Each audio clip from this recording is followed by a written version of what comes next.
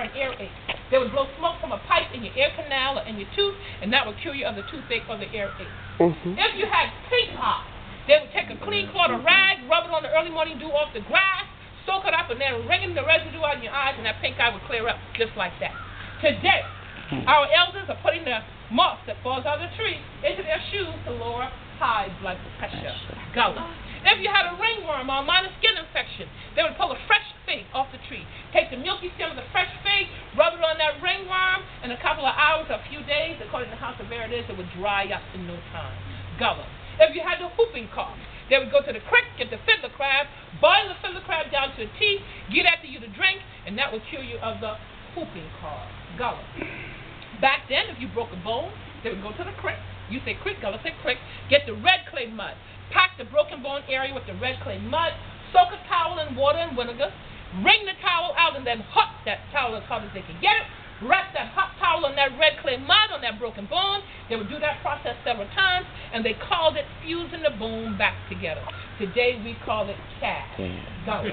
If you had a deep cut and a deep wound and you were bleeding profusely, they would take a half teaspoon of sugar and throw you in the wound to stop the bleeding. And then they would clean the wound out really good, get the cobwebs. We call them spider webs today. We said cobwebs. Pack them cobwebs in that wound, in that open wound, band it down with a clean cloth or rag, and they called it knitting the wound back together. Today we call it stitches. Gullah. If you stepped on the nail or cut your foot, they would soak your foot in a basin of water and physic salt. Dry it off, take a copper penny and a piece of butt meat. Place those two items on that wound, tie it in place with a clean rag, and they call that process drawing the poison out. Today we call it tetanus shot. Gullah. Nation. Boone Hall was shut down for the filming of 3 movies, North and South, Queen, Ali Taylor's Sequel to Roots, and The Notebook. If you read any of those 3 movies, you will see this plantation in living color. Every second weekend in November is the Civil War reenactment played out here at Boone Hall Plantation. 3 days of live, in living color, history lessons. And every Memorial Day weekend is the Gullah Festival in Beaufort, South Carolina. 3 days of awesome singing, dancing, storytelling, Gullah style, entertainers and vendors from all over the world, and the cuisine is off the chain. So if you get a chance to vacation again, check out the Gullah Festival in Beaufort, South Carolina at the Beaufort Riverfront. Now, once we got settled in on the plantation, and I happened to fall in love with another slave, and I wanted to get hitched up, you say get married, Gullah say hitch up. If you wanted to get hitched up, you had to ask master's permission. Why? Because we were their property. Bought, sold, done deal. Not only that, our names were also listed in their last will and testament as to who was going to get who upon their death. Now, when we got hitched up with the understanding that any time they wanted to sell us off, that was going to be an immediate dissolvement of our union. It didn't matter whether we were hitched up for 8 or 9 years, and they decided to sell me off or trade me off on my husband. That was just a done deal. And those kinds of situations caused our families to be separated for a lifetime. Well, we couldn't sign contracts. We couldn't testify from anybody. We couldn't leave the plantation. We weren't allowed to do wedding ceremonies or wedding vows. So we did this thing called jump the broom.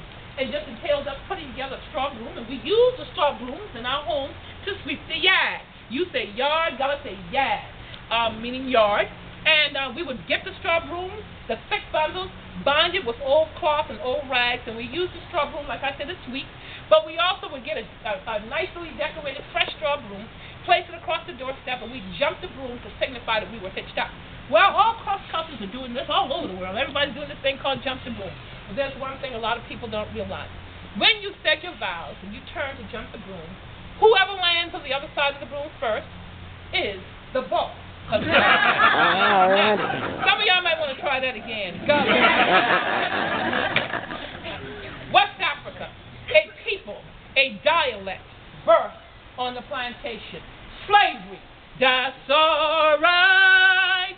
Slavery, that's all right. Slavery, that's all right. That's all right.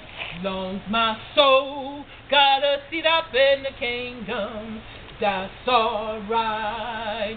Talk about me as much as you please. The more you talk, I'm going to bend my knees. Long's my soul got a seat up in the kingdom. That's all right. Your story. My story, our story. Your story, my story, our story. Your story, my story, our story. Your story, my story, our story, his story. The night is beautiful. So are the faces. So are the faces.